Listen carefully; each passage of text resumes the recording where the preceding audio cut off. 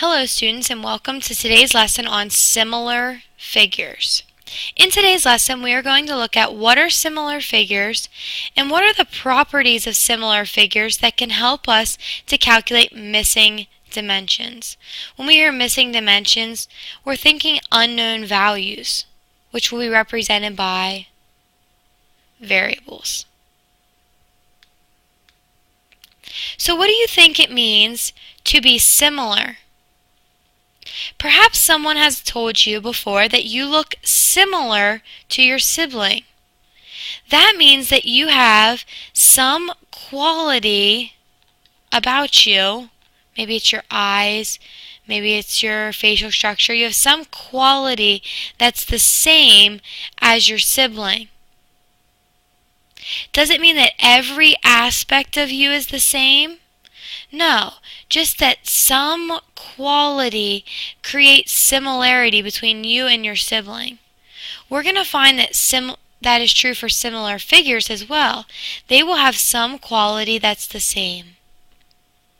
Now, we have two important vocabulary words today.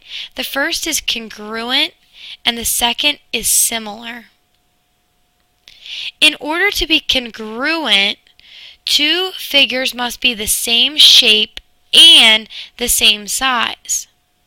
If you look at these two shapes here, they are exactly the same. They are equal. They are identical. If you look at their angles, here's one, here's another, here's its matching one. They have exactly the same measurements. If you look at their side lengths are exactly the same measurement. So congruent figures have the same shape and the same size. Similar figures still have the same shape, but they're different sizes. You can see that this left octagon is a larger size than the one on the right. If you hone in on their angles, though, their angles are still equal measurements. Their angles create the same shape. Their side lengths are different, which makes them different sizes. This symbol means similar. So if I want to show that these two are similar, I will use this symbol that says this shape is similar to this one. When the two shapes are similar, I know that two qualities exist. First, they will have equal corresponding angles. This will make them look the same shape. If a shape has four right angles, if another shape is similar to it, it will have four right angles. The second quality is that it has to have proportional sides. Their sides have to be increased or decreased in size by a common rate. This is what makes them different sizes.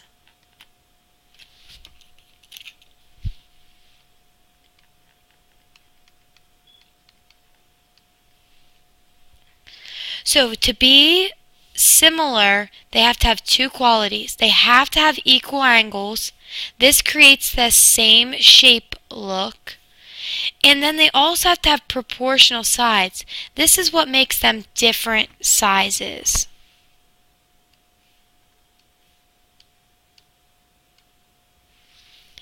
Here is an example of two similar figures. Let's write a ratio for each shape and see what's true about its side lengths. Remember, a ratio compares two parts. How many parts are there to this shape? There are four. We only need to look at two of them. So let's look at the top measurement to the side measurement. So we're going to write a top to side ratio for each shape. So for our first shape, our reduced shape, we have a ratio of 2 on the top to 3 on the bottom. So we would have a ratio of 2 to 3. On the enlarged shape, our top measurement is 4 and our side measurement is 6. So we get 4 to 6. Now, what is true about 2 to 3 and 4 to 6? That's right, they are equal in value. This proves that if two shapes are similar, then they have proportional sides. Their side lengths are equal in value.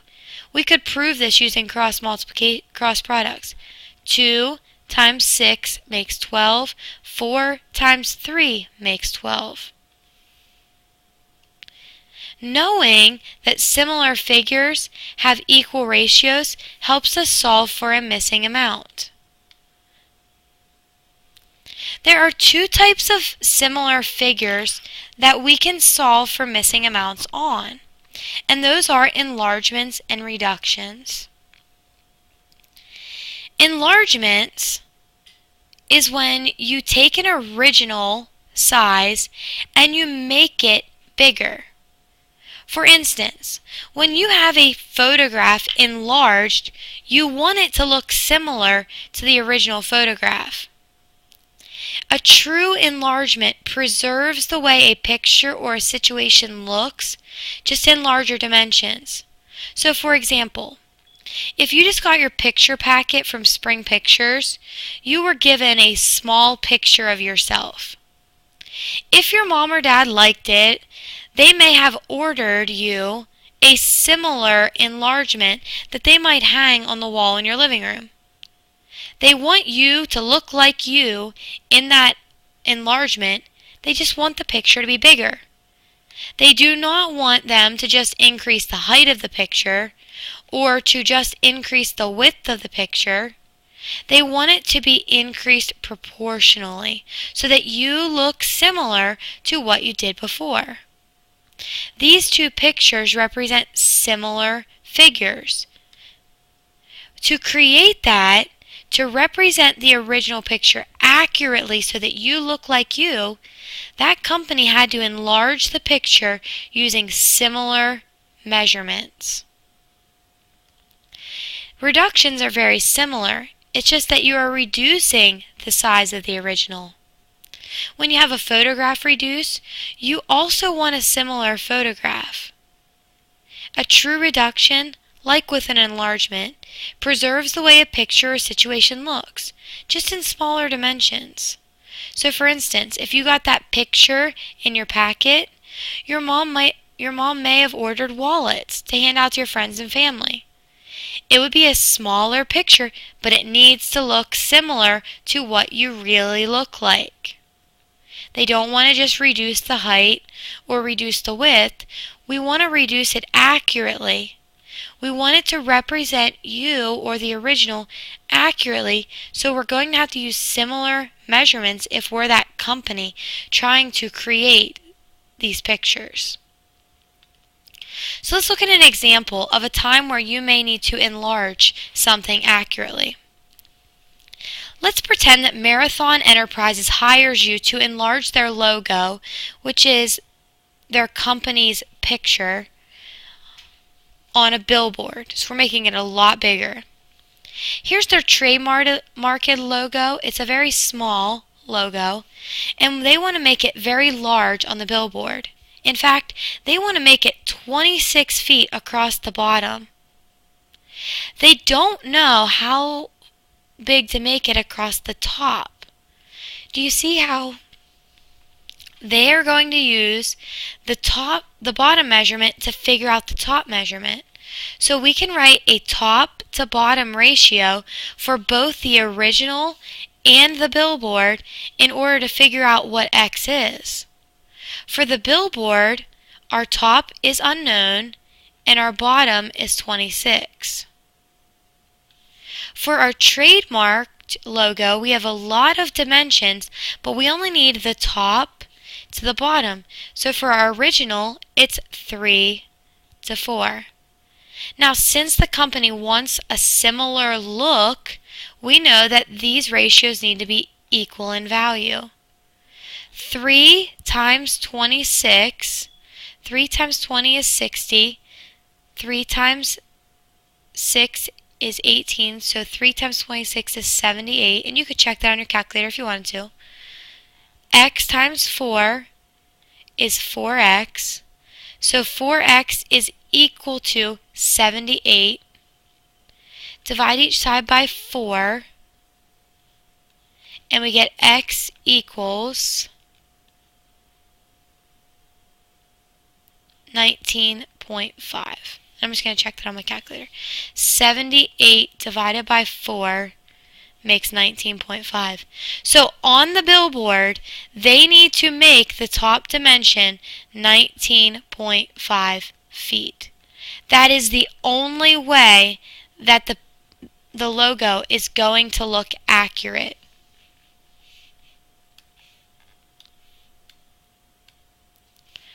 Let's say that we are looking at the relationship between model cars and the real car that they're modeled from. They are made similarly. So if we have our model, I know it's the model because it's in inches, the real car wouldn't be in inches, and the real car, we can figure out how wide we should manufacture this similar model. So we could write x over 4, which if we think about what this means, this is a width to length ratio. And for the width to length of the real car, we could write 6 to 4. Sorry, 24. The length is 24. So we'd have x times 24 would make 24x.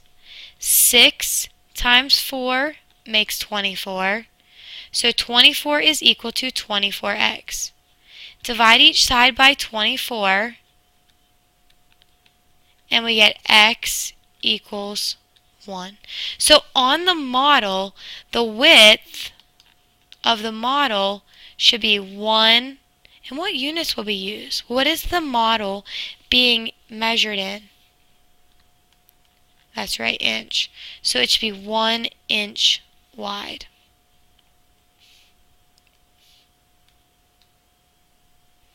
Sometimes when we're looking at similar figures, there may be two unknowns. Do you see how we do not know this leftmost side, and we also do not know this rightmost side? If we have two missing measurements, we are going to have to make two calculations. So we'll have to just look at the x first and relate it to something that we do know.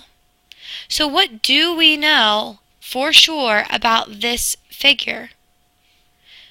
We know the base. So we're going to use the leftmost side and relate it to the base. So I'll write x over 12. Now we're going to have to write a similar ratio for this triangle. We want it to be a ratio that relates the leftmost side to the base. For this figure, our leftmost side is 12 and our base is 18. So our ratio is 12 to 18. Since these are similar because they are showing the symbol for similar, we know that these ratios will be equal in value. 12 times 12 is 144. X times 18 is 18x. So 18x is equal to 144. To solve this one-step equation, we have to divide each side by 18. 18 divided by 18 is 1, so I get x equals, and 144 divided by 18 is equal to 8. Now I know that this side of the triangle would be 8. Your practice problem for tonight involves you trying to figure out this y value.